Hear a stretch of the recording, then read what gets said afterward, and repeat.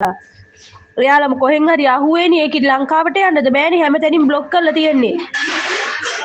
මෙහෙ හිර කරලා තියෙන්නේ. ඔයා පුදියාව මෙච්චර කාලයක් මිනිස්සු කී දෙනෙක් මිනිස්සු එක්කද? හැමදාම දෙන මේ එක ඔයාට කීයක් දුන්නාද සල්ලි? දිනාර දෙකක් දෙනවා. පාස් කරගෙන දෙකක් දෙනවා. දෙකක් දෙනවා. மொத்த குடும்பமுமே ஒரு வீட்டில் வேலை செய்யுது. ஒருத்தனை நம்பி வெளியே ஓடி இருக்க எண்ணத்துல எல்லாம் போய் சந்திக்க போகிறாங்களோ தெரியல. வந்தால் உசுராவது மிஞ்சும். அஸ்ஸலாமு அலைக்கும் அன்பார்ந்த அனைத்து உறவுகளுக்கும் இனிய மாலை வணக்கம். மிக முக்கியமான ஒரு தகவல், வீடியோவை கடைசி வரைக்கும் பாருங்கள். தெரியாத நண்பர்களுக்கும் மறக்காமல் ஷேர் பண்ணுங்கள். வீடியோ பிடிச்சிருந்தா ஒரு லைக் பண்ணுங்கள், சப்ஸ்கிரைப் பண்ணுங்கள், மறக்காமல் பெல் பட்டனையும் ஒரு செலக்ட் பண்ணுங்கள். வீடியோக்குள்ளே போகிறதுக்கு முன்னாடி வூமன் ஸ்மோக் ஒன் பிளேன். வூமன் நல்ல வூமன்களும் இருக்கிறாங்க, அதே மாதிரி ஒரு சில பேக்கத்தனமான வூமன்களும் இருக்கத்தான் செய்கிறாங்க. இப்போது ஒரு வீடியோ ஒன்று பதிவாகி இருந்துச்சு. ஏரோப்ளைனில் போய் சிகரெட் பிடிச்சிருக்காங்க, அதுக்கப்புறமா அந்த ஏரோப்ளைனையே கொளுத்தி விட பார்த்துருக்காங்க ஒரு பெண்மணி. அதுக்கப்புறமா உடனே விமான நிலைய அதிகாரிகள், விமான சேவகர்கள் உள்ளே பிடிச்சி அவங்களுடைய பொருளெல்லாம் பறித்து எடுத்துருக்காங்க. அதுக்கப்புறமா பத்திரமா அவங்கள கொண்டு போய் விமான நிலைய பொறுப்பு அதிகாரிகள்கிட்ட ஒப்படைச்சிருக்கிறாங்க. இதோ அடுத்த தகவல். உண்மையிலேயே சில நேரங்களில் ஏன் இந்த மாதிரி முட்டாள்களாக இருக்கிறாங்க அப்படின்னு சொல்ல வைக்கக்கூடிய சிலர். தேவ பெருமை தேவாகே ஜீவந்தி மங்களிகா சேனாரத்ன ஹொரோபத்தான ஜீவந்திக்கு வீசா கொடுத்து எடுத்தது பெரியப்பா பொண்ணு. எடுத்து அவங்களும் பல வருடம் அந்த வீட்டில் வேலை பார்க்குறாங்க. இவங்களையும் எடுத்து விட்டுருக்குறாங்க. எடுத்து விட்டு வேலைக்காக எடுத்து விட்டால் கடைசியில் அவங்களுக்கே ஆப்பு வச்சுட்டு எல்லாம் இந்த தொலைஞ்சி போன டிக்டாக் தான். எவனோ ஒருத்தனை நம்பி வீட்டை விட்டு தப்பி ஓடிட்டாங்க. இப்போ எங்கே இருக்காங்கன்னு தெரியலையா. நாட்டுக்கு போக முடியாதவாறு எல்லாத்தையுமே பிளாக் பண்ணி வச்சுருக்காங்க. அதே மாதிரி இவங்களுக்கு வீட்டில் இருக்கிறவங்களுக்கு நிம்மதி இல்லை. 4-5 பேர் ஒரே ஃபேமிலியை சேர்ந்தவங்க அந்த வீட்டில் வேலை பார்க்குறாங்க. நம்ம குடும்பம் அப்படின்னு நம்பி எடுத்து கடைசியில் இப்படி படிச்சுட்டு போயிட்டாங்க. அந்த மாதிரி அந்த மாமா ஒரு வாய்ஸ் ஒன்று போடுறாங்க. அந்த வாய்ஸை போட விரும்பலை. அவங்க சொல்கிறாங்க, போலீஸில் போய் பிடிபட்டு ரஸ்தியாது ஆகி ரொம்ப கஷ்டப்பட்டு போகிறத விட வீட்டுக்கு வர சொல்லுங்கள், நாங்களே டிக்கெட்டை போட்டு அனுப்பி வச்சிடுறோம். ஆனால் இந்த மாதிரி மோசமான வேலை செஞ்சதால் உங்களுக்கும் இனி கெட்ட பேர் தான் அப்படின்ற மாதிரி மற்றவங்களையும் சேர்த்து சுட்டி காட்டியிருக்கிறாங்க. හලෝ සහෝදරයාට මුලින්ම ගොඩක් ස්තුතියි. මගේ ඉල්ලීම ඉෂ්ට කරන්න මේ එකඟ වෙච්ච එකට. හොඳද? අහන්නකෝ, මෙයා මගේ ලොකු මාමගේ දුව. එයාට ගෙදරක් හොයලා විසා එකක් එවන්න මේ උදව් කරන්න කිව්වට පස්සේ මම තමා දන්න මැඩම් කෙනෙක්ගේ ගෙදරකට ගෙන්නුවේ. එතන ඉන්නෙම මගේ පවුලේ අය ඔක්කොම වැඩ කරන්නේ. ඉතින් එතන කිසිම වැරද්දක් මෙයාට අඩුපාඩුවක් ප්‍රශ්නයක් මොකොත්ම තිබුණේ නැහැ. වෙලාවටත් කලින් පඩිය දෙනවා සමහර මාසවල. ඊට අමතරව ඒගොල්ලෝ සතුටින් දෙන දේවල් තියෙනවා. හැමදේම අරගෙන දෙනවා. මේ කිසිම ප්‍රශ්නයක් තිබුණේ නැහැ ගෙදරින් පිටට යන්න.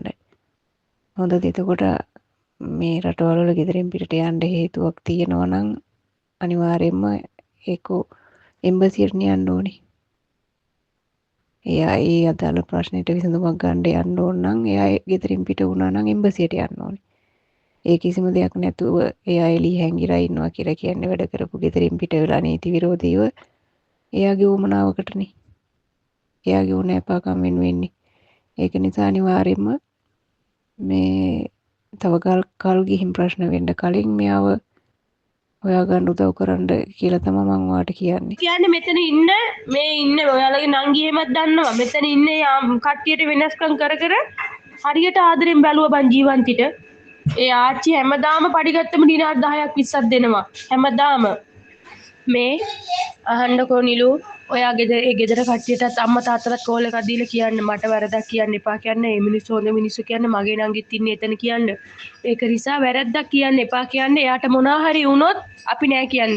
ඒ ගෙදර බාබා කුවෙට් එකෙන් එළියට යන්න බැරි වෙන්න එයාපෝට් එක හැම පොලිසියකටම මෙයාගේ ෆොටෝ එක, පාස්පෝර්ට් එකේ තියෙන විස්තර, ඒ හැමදේම දීලා තියෙන්නේ. ඉතින් මෙයා කොහේ ගියත් අහු වෙනවා. අනිවාර්යෙන් හිරේ තපින්නම වෙනවා. ඉතින් ඒක නිසා කරන්න දෙයක් නෑ. මිනිහෙක් නිසානේ මේ ගෙදරින් ගියේ. මේ ගෙදර ප්‍රශ්න ඇති වෙලා නිලු මමත් කතා කරනවා. මමත් ලංකාවේනේ. ඉතින් ප්‍රශ්නයක් ඇති වෙලා නෙවෙයිනේ ගියේ නිලු මේ ගෙදරින් මිනිහා නිසා. நிம்மதியாக இருந்த 4-5 தொழிலாளர்களுடைய வாழ்க்கையே நிம்மதி இல்லாமல் போயிடுச்சு இந்த ஜீவந்தியால். ஆனால் வீட்டில் கஷ்டம், அடித்தாங்க, அப்படி செஞ்சாங்க, அநியாயம் செஞ்சாங்க அப்படின்றா கூட பரவாயில்ல. எம்பசி கூட போகல, அவங்க போனது காதலனுடன். எதுக்காக இந்த மாதிரி அநியாயம் செஞ்சாங்க அப்படின்னு தெரியலை. ஏன்னா அவங்கள நம்பி அந்த வீட்டுக்கு எடுத்தவங்க இப்போ அந்த வீட்டில் ஒரு முகம் கொடுக்க முடியாத சூழலுக்கு தள்ளப்பட்டிருக்காங்க. பல வருடமாக அந்த வீட்டில் வேலை பார்த்துக்கிட்டு இருந்தவங்களுக்கு இப்போ அந்த இடத்துல ஒரு கௌரவமே இல்லாமல் போயிருக்குது இந்த பெண்மணி செஞ்ச வேலையால். இவங்க போனால் மறுபடியும் அவங்க சொல்கிறாங்க டிக்கெட்டை போட்டு நாங்கள் நாட்டுக்கு அனுப்பி வச்சிடறோம் அப்படின்ற மாதிரி தான் சொல்லியிருக்கிறாங்க. அதே போல தான் இந்த வீடியோ ஒன்று சமூக ஊடகங்களில் இதுக்கு முன்னாடி நிறைய தடவை வைரலான வீடியோ. சரியா, ஒரு பெண்மணி இன்னொரு பெண்மணிகிட்ட விசாரிக்கிறாங்க இந்த ஏஜென்ட்டுகள். என்ன செய்கிறது, இப்போ இவங்க வந்து படிதாண்டா பாதகிகள் மாதிரி பேசுகிறாங்க. ஆனாலும் அதை விட கேவலமான வேலையில் செய்யக்கூடிய ஏஜென்ட்டுகளும் இருக்கத்தான் செய்கிறாங்க. சரி, அது ஒரு பக்கம் இருக்கட்டும். இப்போ பாருங்கள், இந்த பெண்மணிகிட்ட கேட்குறாங்க, என்ன உன்னை எவ்வளோக்கு விற்றா அப்படின்னு கேட்கும்போது அது எல்லா நாட்டுக்காரங்களும் வருவாங்க. 5 தினார் வாங்கிட்டு எனக்கு 2 தினார் கொடுத்துட்டு 3 தினார் அவங்க எடுத்துக்குவாங்க. இந்த மாதிரியெல்லாம் பொழப்பு நடத்த வேண்டி வரும் வீட்டை விட்டு வெளியே போனீங்கன்னா. அது மட்டுமில்லை, அவங்களுக்கு தெரியும் இப்போ ரீசெண்டாக இந்த சாவு பிரச்சனை ஒன்று பற்றி போட்டோமே, அவங்களுடைய அந்த பாடி சம்மந்தமான வீடியோக்கள், அவங்க கடைசியாக மோச்சரியில் இந்த வீடியோக்களையும் பதிவிட்டிருந்தாங்க. இந்த வீடியோட எண்டில் வந்து கடைசியில் நான் அம்புக்குறி போட்டு காட்டியிருப்பேன். சர்ஃபான் பிஎஃப்லோக்கு கீழே மென்ஷன் பண்ணிக்கிறதுக்கு கீழே அந்த வீடியோ வரும் பாருங்கள். கொஞ்சம் லைட்டாக மறைச்சி தான் போட்டிருக்கேன். கடைசியில் ஒருத்தனை நம்பி போய் காதலிச்சு அவன் போதைப்பொருள் வியாபாரி ஆகியிருந்து அவனுடைய அந்த போதைப்பொருள் வியாபாரம் மற்றும் போதைப்பொருளுக்கு அடிமையாகி கடைசியில் அது வேறு வேறு பிரச்சனைகளாகி தலையில் அடித்து கொண்டு கடைசியில் நாட்டில் கொண்டு போய் புதைச்சி விட்டுட்டாங்க. முடிஞ்சு போச்சு. வெளியில் போனால் இதுதான் நிலைமை. சேர்ந்துச்சு செயல்பாடுங்க. இல்லை இந்த வருது வீடியோ, அதையும் சேர்த்து பாருங்க. මගේ දෙයියන් පල්ලා මං ගත්තේ නෑ. ඔයා සම්පූර්ණ බොරුව කියන්නේ. මම ගත්තා නම් මම දෙනවා. ඔයා සම්පූර්ණ බොරුව කියන්නේ. මේ ගෑණි මට මං එහෙම ගත්තා නම් මට හෙන ගහනවා මම ගන්නෑ. ඉතින් අනේ හෙන ගහනවා කියන්නේ ගෑනුන්ව විකුණනකොට එතකොට ඒකට හෙන ගහන්නේ නැද්ද? අනුන්ව ගෑනුන්ට මිනිස්සුන්ට විකුණනකොට. ඔය විදියට කතා කියන්නේ මං පොඩක් ඉන්න. අදන් යනවා සම්සක් ගන්න වීඩියෝ එකක් සමගවත් දාන්න බෑ. මිනිස්සු කී දෙනෙකුට වික්කද? විකුණන ගිය දවසේ නම් කී දෙනෙකුට වික්කද? කී දෙනෙක් එක බුදියාවක් දන්නේ නැද්ද? ඇයි දන්නේ නැත්තේ? දවස ගානම දෙනවා. ඉතින් දවසට කී දෙනෙකුට දෙනවද? 4 දිනකට 5 දිනකට 5 දෙනෙකුට දුන්නා. කීය ගානෙත් දෙන්නේ? දෙනවා ඩිනාර් 5ට. 5ට. මොන ඔයා බුදියාවේ මෙච්චර කාලයක් මිනිස්සු කී දෙනෙක් මිනිස්සු එක්කද?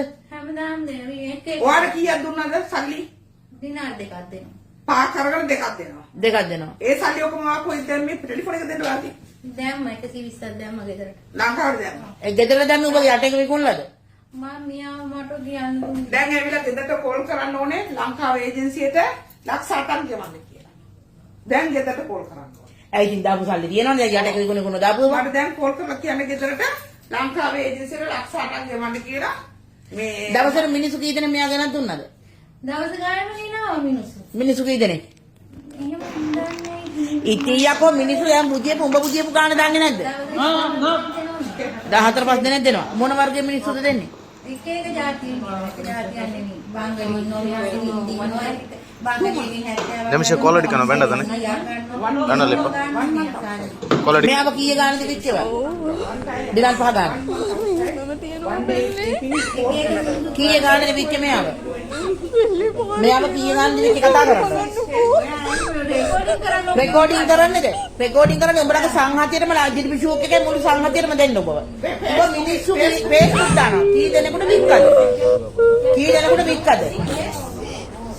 කී දෙනෙකුට වික්කද? ගුටි කන්න එපා කතා කරන්න ඕන. ගුටි කන්න එපා කතා කරන්න ඕන. හැබැයි ලොකු කතා කරපුවා දාන සරපුව කතා දුරට.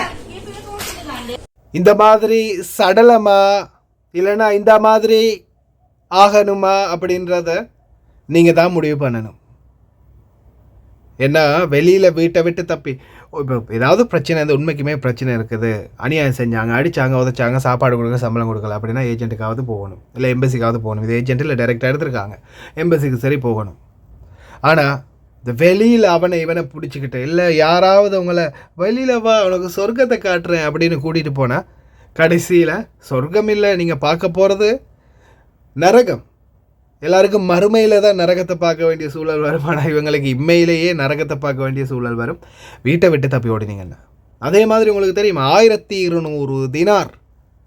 இதுக்கு பிறகு தப்பி ஓடுறவங்க யாராக இருந்தாலும் 1200 தினாரை கட்டிட்டு தான் நாட்டை விட்டு வெளியாக முடியும். அது வரைக்கும் ஜெயில் இல்லையா வெளியில் விரட்டி விடுவாங்க. போய் வெளியில் வேலை செய், 1200 தினார் ரெடி பண்ணி எடுத்துகிட்டு வான்னு. இந்த மாதிரி நிலைமைக்கு முகம் கொடுக்கணுமா, இல்லை நல்லபடியாக நிம்மதியாக ஒரு வீட்டில் வேலை செஞ்சுட்டு, இல்லை வீட்டில் பிரச்சனைன்னா வெளிநாட்டு வேலைவாய்ப்பு பணியகம் இல்லைன்னா எம்பசிக்கு போகணுமா, நீங்களே முடிவு பண்ணிக்கோங்க. உங்கள் கையில் தான் இருக்குது. இவங்களை பற்றி தகவல் தெரிஞ்சால் கமெண்ட்டில் தெரிவு பண்ணுங்கள். வீடியோ பிடிச்சிருந்தால் லைக் பண்ணுங்கள், சப்ஸ்கிரைப் பண்ணுங்கள்.